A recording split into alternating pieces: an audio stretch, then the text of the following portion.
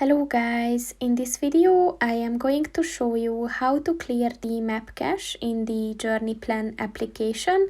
But first I just want to mention, don't forget to subscribe to my channel, because at 10,000 subscribers I am going to show you my whole YouTube revenue statistics and growth strategy, as well as how to make money online.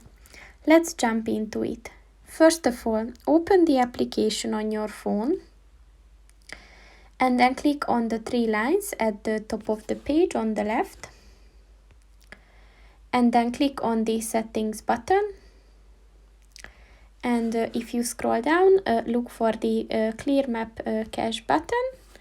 And just click on that. And to confirm it, just click on the OK button.